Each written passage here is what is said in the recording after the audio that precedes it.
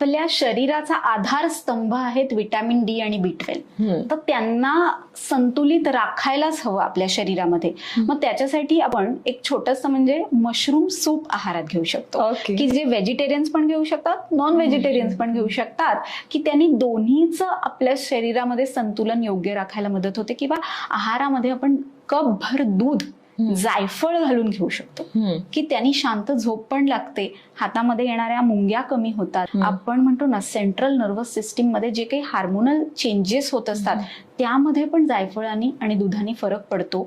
म्हणजे जे nerve supply जो आपला डॅमेज होत असतो विटॅमिन B12 कमी असल्यामुळे, एक कन्फ्युज्ड माइंड स्टेट असते ना, ती ह्यानी कमी व्हायला मदत होते. शांत पीसफुल म्हणतो ना, झोप शांत लागणं, हे या दोन्ही गोष्टी होतात. आणि आपोआप त्यामुळे तो आपण म्हणतो ना तो सिंथेसिस प्रॉपर होऊन शरीरामधलं विटॅमिन D3 हे आपोआप चांगलं निर्माण व्हायला लागतं. किंवा B12 सप्लिमेंट्स आवश्यकतेनुसार घ्यायच्या, पण ह्या दोन गोष्टी तुम्ही नक्की करून बघा. आणि आहारामध्ये आठवड्यातनं 2 ते 3 वेळा तरी ह्यांना आहारामध्ये तुम्ही विशेषतः हे घ्या मुद्दाम.